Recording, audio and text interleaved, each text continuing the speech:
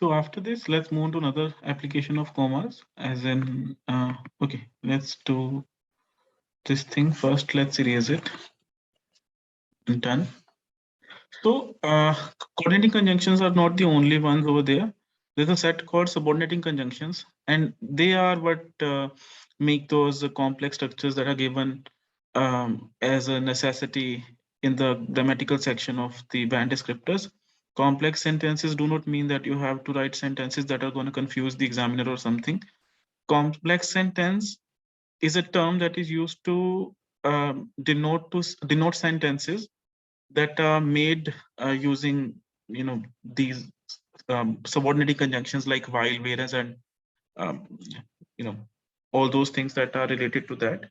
So fine, let's move on to the comma part first, and in another video or something I would explain this concept in detail. So subordinating conjunctions may be while, whereas, um,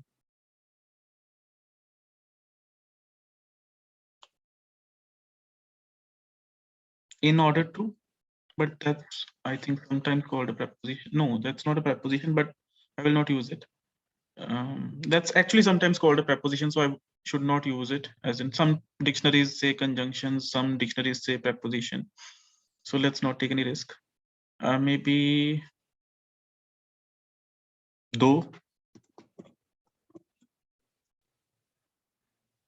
And maybe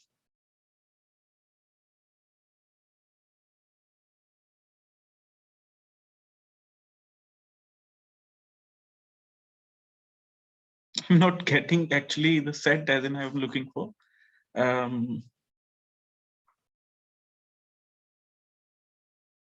Actually, mostly it's not only about conjunctions. I don't want to be terminologically as in wrong also.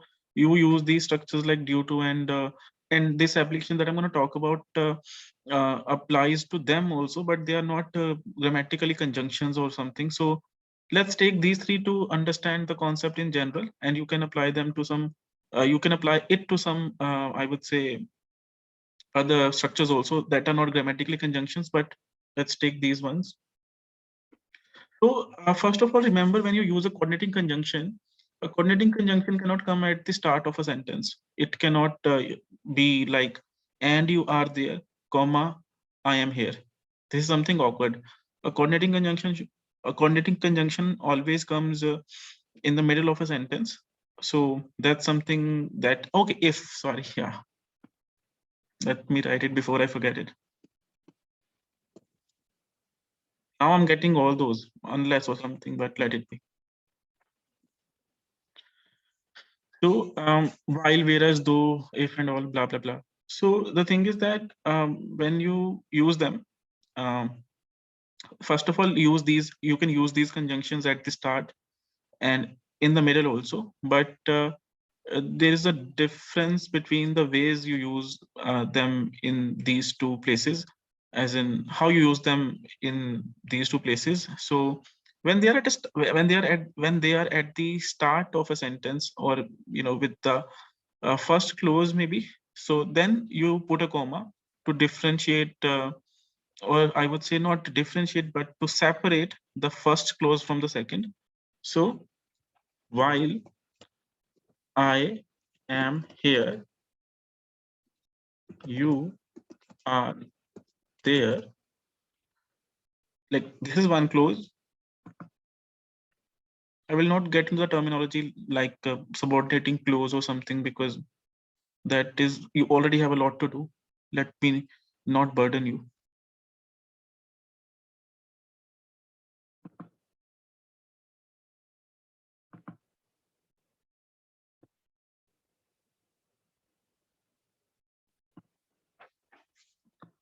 So while I am here, you are there. So when it's at the start, you should put a comma to differentiate the first one from the second one. And then it can come in the middle also. For instance, okay, let's take this thing.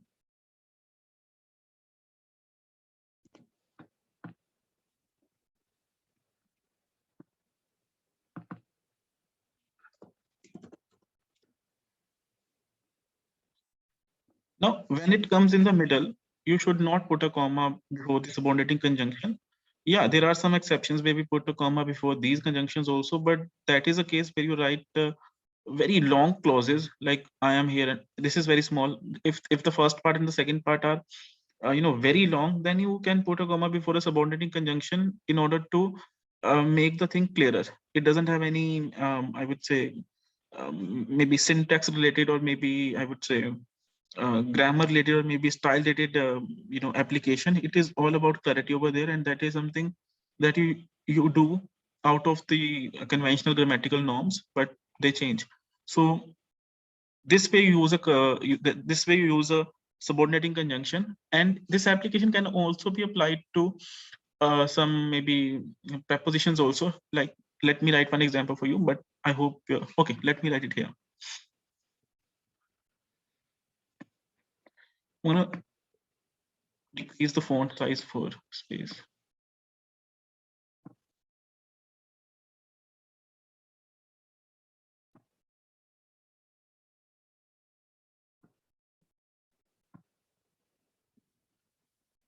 Or I can remove Augie, the owner of this startup, but he's probably sleeping right now, so he won't know.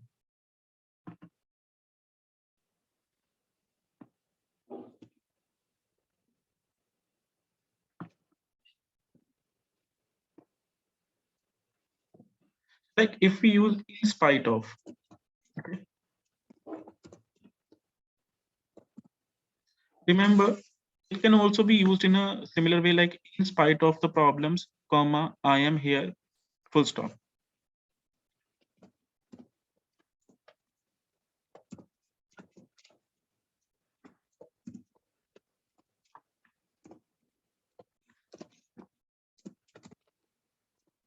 And when you do the thing, upside down, when you do it in reverse, the comma will vanish. Let's see.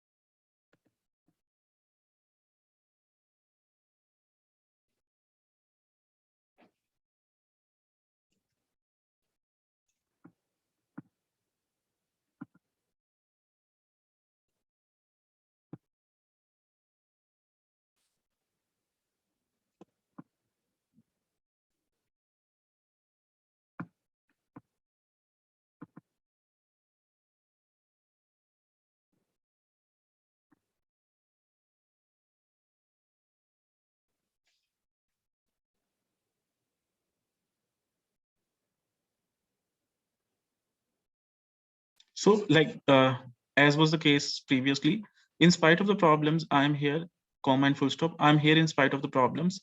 So now you will not put a comma, as in, because first of all, the sentences are small and all those things. And then the examiner will notice this thing, that you know how to use this grammatical, this punctuation mark. Fine. Let's revise. Let's see the spelling. First of all, I'm getting good at spelling, I think. I actually always was. Puff.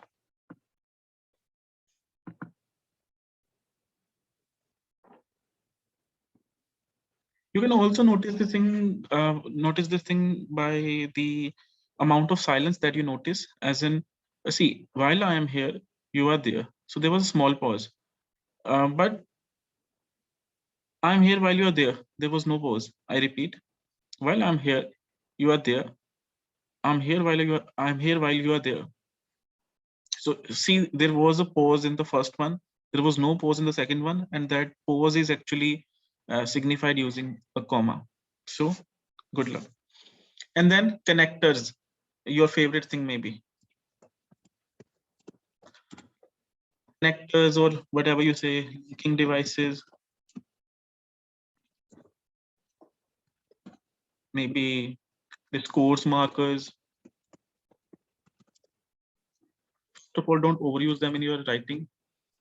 Overusing is also a crime, but let's remain home here, and focus on the issue at hand. So connectors, linking devices, and discourse markers should be separated using a comma.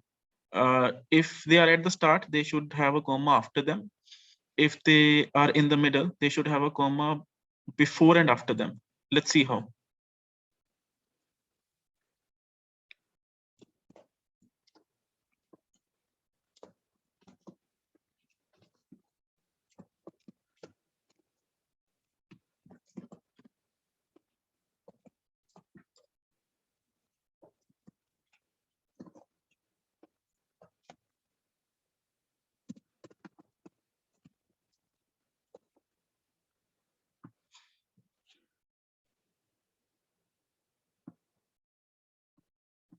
So connectors, linking devices, discourse markers, to begin with, I'm fine.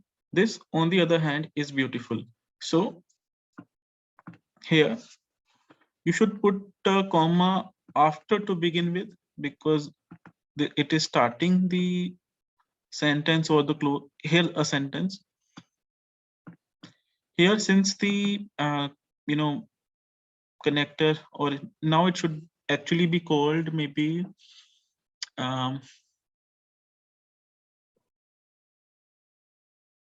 I'm not getting that word. Perhaps there's a special term for such expressions, but for now, let's take maybe let's call it a discourse marker, or not a discourse marker, or something of this sort only.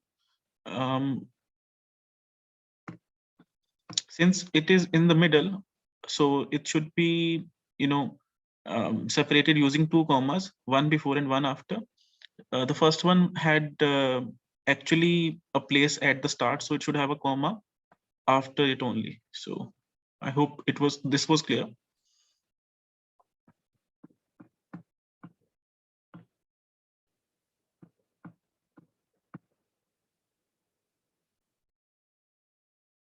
Perfect. So now, after this, comma is not gonna affect you much in your IELTS. Before respectively, you should put a comma, respectively, like this and that for A and B, respectively. So it could be written like this.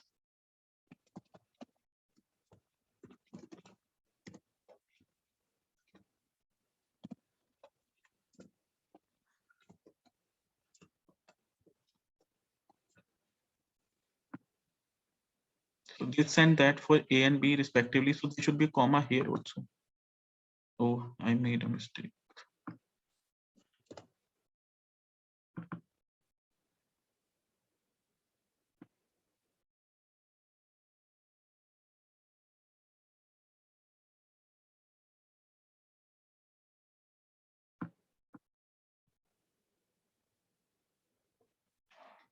Yeah. So learn up to this point. If I see that at a point you need more about comma, I'll make another video. I don't want to bore you right now because you've learned a bit, I guess, about commas for now. Then apostrophe.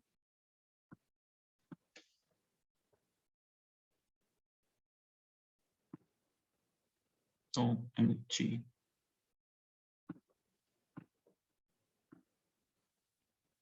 Apostrophe is like this.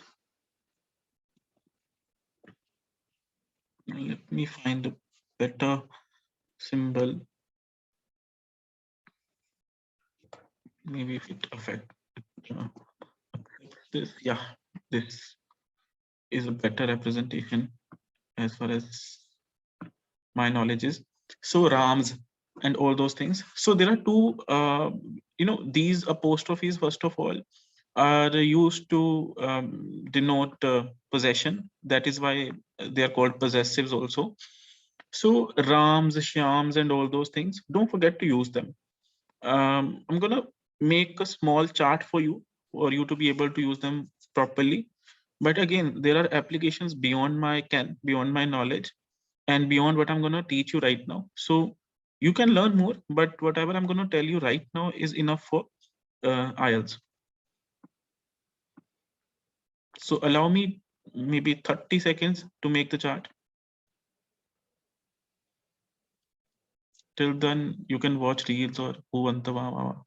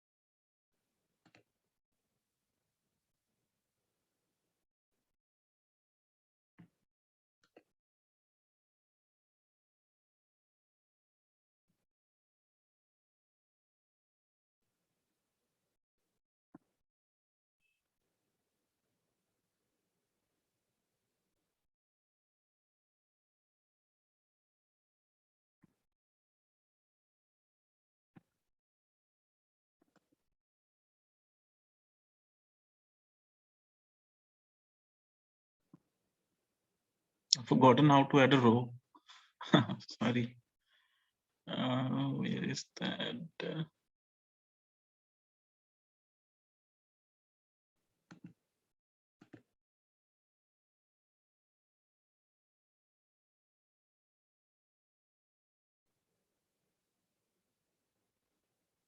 Oh Lord, I feel so embarrassed right now.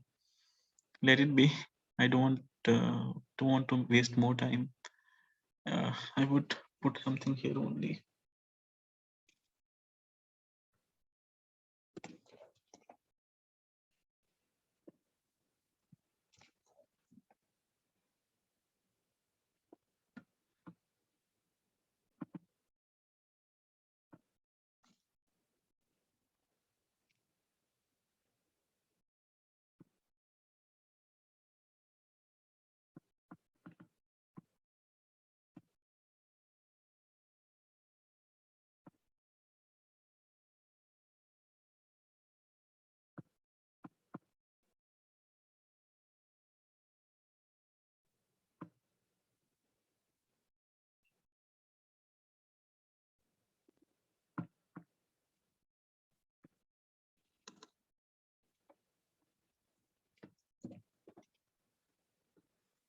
Okay. So first of all, as in if you have a singular word, maybe boy, and you have to show, possession of something, as in ladke ka pita, so that ka. So you should put an apostrophe s, as in, like, if I have to say ladke ka pita, I would say the boy's father. And suppose there are three guys, there are three boys, and they have a common father. So in that case, it would be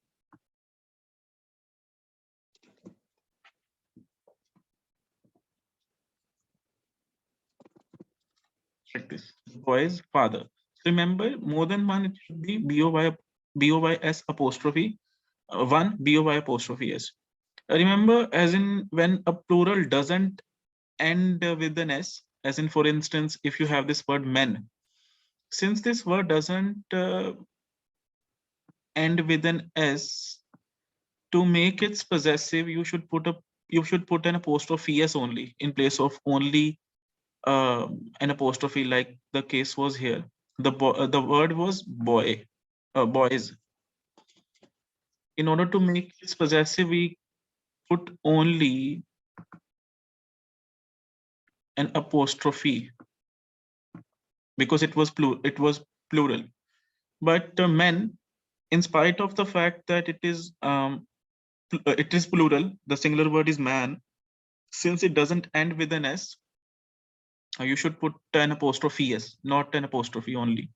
So the boy's father would mean more than one boy, and the boy apostrophe s father would mean one boy. And apart from this, I think, yeah. So suppose you have names, proper noun, these things are called, but why to get into that trouble? Nobody likes grammar, I know, apart from us nerds. So Betty is, as in, if you have a name that doesn't end with an S, you should put an apostrophe S.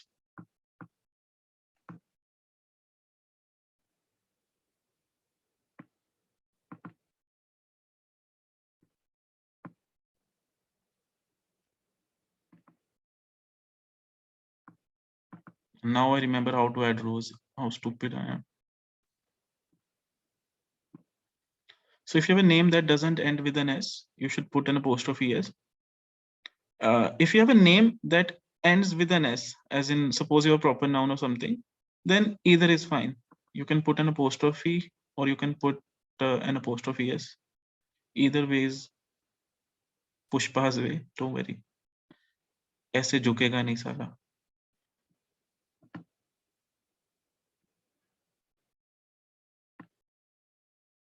Fine. Okay. Let's see.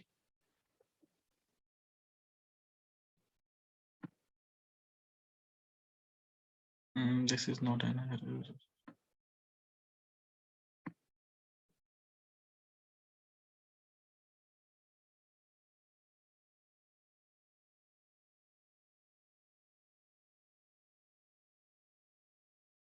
Perfect. Now some advanced, not advanced, some other applications. I don't want to sound, overly intellectual because I'm not.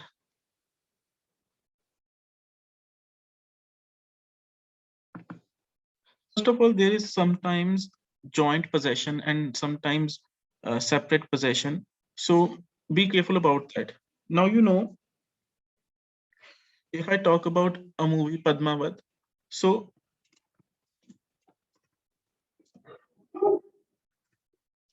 the owner has, risen. So Ranveer and Deepika.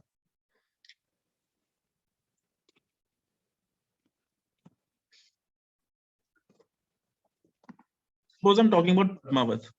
So there the possession is joint because that movie belongs to both Ranveer and Deepika. So you can say Ranveer and Deepika's movie. You can say is wrong. You should say. You must say Ranveer and Deepika's movie. Why? Because it belongs to both of them.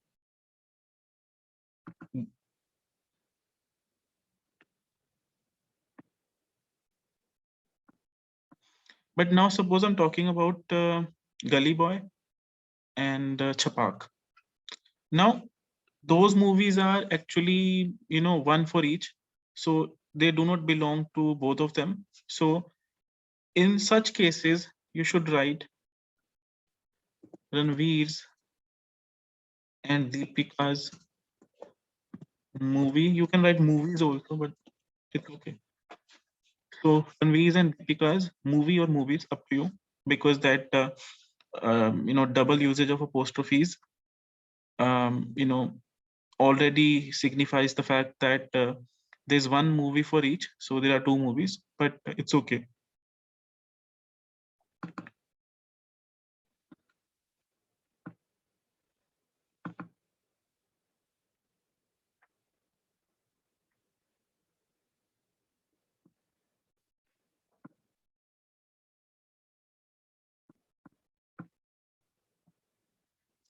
Fine. And then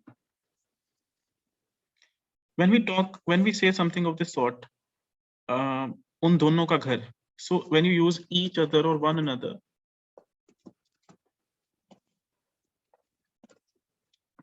house is actually a bit awkward, but this is the usage. More logically, it should be each other's house, but let it be. So when there are two persons, maybe Sudhir and Jennifer Lawrence, two MBAs. So Okay, I am as attitudinal as he is. He has not visited my house. I have not visited hers. So suppose I'm talking as in about you know our houses. So if I have to say we have not visited, हम दोनों ने एक दूसरे हम दोनों एक, I'm speaking in Hindi in order to clarify the translation. Suppose हम दोनों ने एक दूसरे का घर नहीं गए ना. I hate you, Jennifer. So then in that case, I would say we have not visited each other's houses.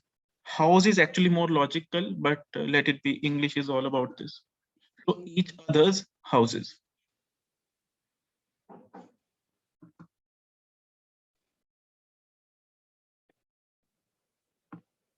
Yeah.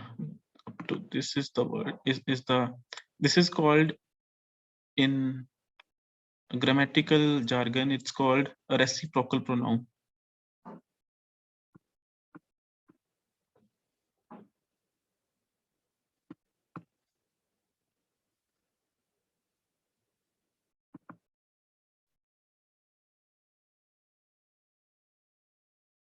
Then when you have someone else,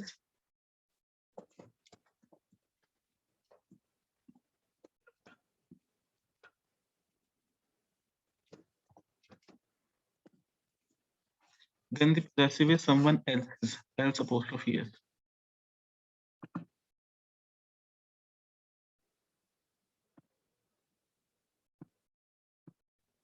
Similarly, okay, that will be too much for you in this video. Learn up to this point. If I will try to make another video. I don't want it to get uh, too long to bear. So let it be. Learn up to this point. Let's see if it is helpful. Just leave comments. And if you need more guidance in regard to these punctuation marks, I'll be happy to help.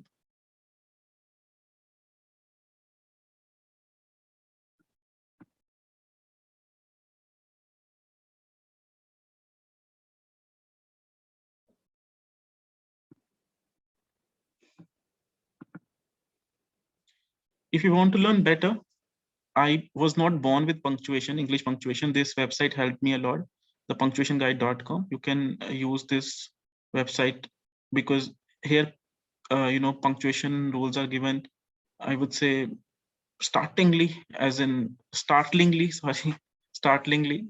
And you would be thankful to this website for, because it has helped me and it is going to help you also if you refer to it. And thank you, the punctuation guide. I love you. And lastly, my promotion. So I teach IELTS in Amritsar and I teach IELTS online also. But I take very few students because I'm working alone. I don't want to take um, till the time I find someone useful. I'm not going to hire anyone because earlier I had hired someone, but that girl came out to be very shitty, a very stupid teacher. She used to tell kids that if you write an S, in my absence, of course, had I been there, I would have uh, you know thrown her out of the center or something.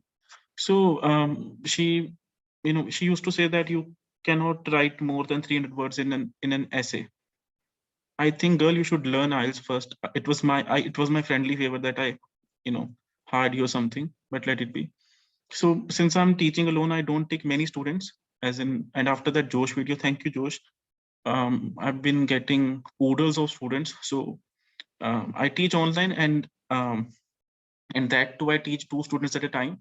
I have slots. You can see the course structure on my website, yourieltsorg.wordpress.com, and I have different slots. 90 minute, 90 minute slots, and offline I teach at home, but then again very limited because I'm the only one who's going to teach you and guide you. This is my portfolio, you can see, and I have passed many tests with flying colors in order to prove my worth, in order to learn more, in order to, be a good teacher. Fine. Ciao.